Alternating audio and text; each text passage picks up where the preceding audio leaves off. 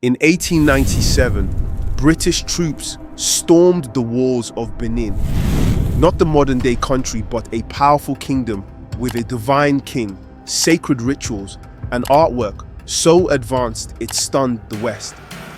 They came under the banner of civilization, but what they left behind was fire, blood, and theft. Thousands of bronzes, ivories, and sacred relics were stolen. The Oba, humiliated and exiled.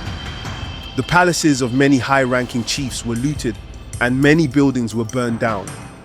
The city, razed to ash. But what really happened in Benin? Who gave the order? What secrets were buried beneath the flames? Watch this video to the end to uncover the truth behind the Benin Punitive Expedition, the lies that fueled it, the treasures it stole. Before the gunfire, before the theft that scattered a kingdom's soul across foreign museums, there was a city of coral walls that stretched for miles, hidden deep within the West African rainforest. This was Benin, and at its heart stood a man called Ovonramwen Nogbaisi, Oba of Benin, ruler of a dynasty that had lasted more than 500 years.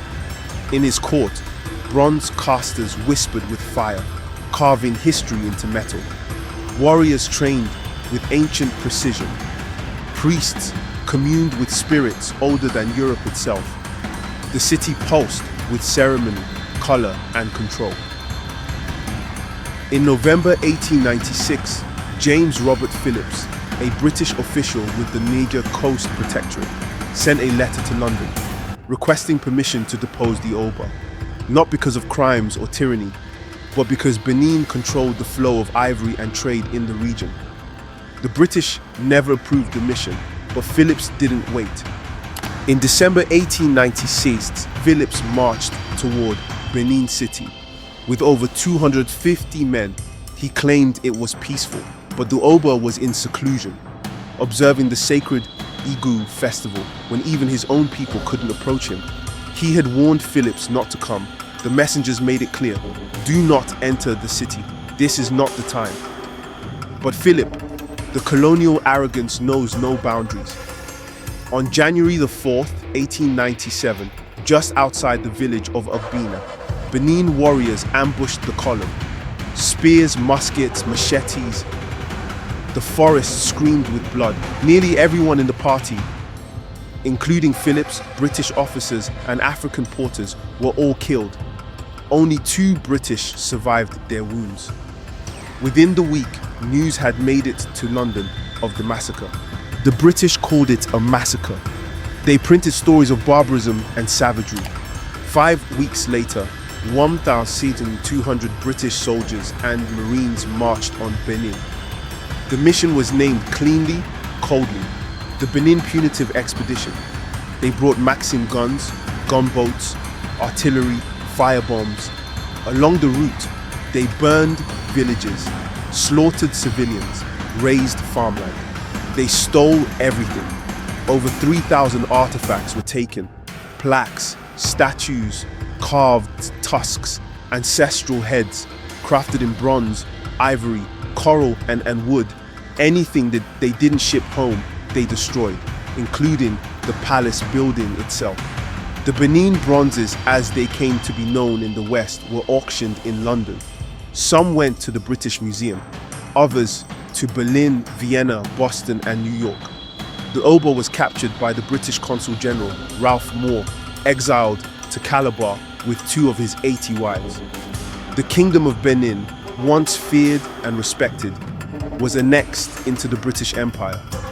Even now, bronzes stolen during the 1897 expedition sit behind glass in Berlin's Ethnological Museum, Vienna's Welt Museum, Boston's Museum of Fine Arts, and the Metropolitan Museum of Art in New York. Each one was ripped from the heart of a kingdom.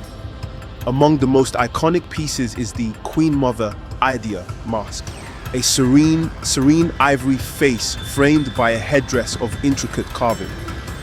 It's not just art, it's identity. It was worn by kings, venerated in rituals, and represented centuries of matrilineal power in Benin society. In the 20th century, Nigeria, now independent, began requesting the return of the looted artifacts. In 2021, Germany began the process of returning over 1,000 bronzes to Nigeria. In 2022, the Ovonramwen Museum in London returned 6 Benin Bronzes. The Smithsonian in the US also repatriated artifacts. Universities, private collectors, and institutions began re-evaluating their collections. But the British Museum, still holding over 900 pieces from the Benin Expedition, it has refused to return them, citing a 1963 law, the British Museum Act, that forbids the museum from permanently removing items from its collection. That scar still aches, but Benin, like so many African nations, is no longer waiting for rescue. It is building its own truth, claiming its own voice, telling its own story. A new museum is being built, the Edo Museum of West African Art. Designed by world-renowned architect David Ajayi, it will sit near the ruins of the royal palace. Its purpose is to bring home what was stolen, to restore not just the art but the dignity, not as a relic of the past, but as a living legacy. These bronzes are not just art.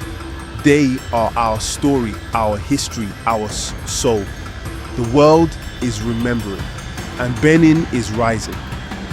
Thanks for watching.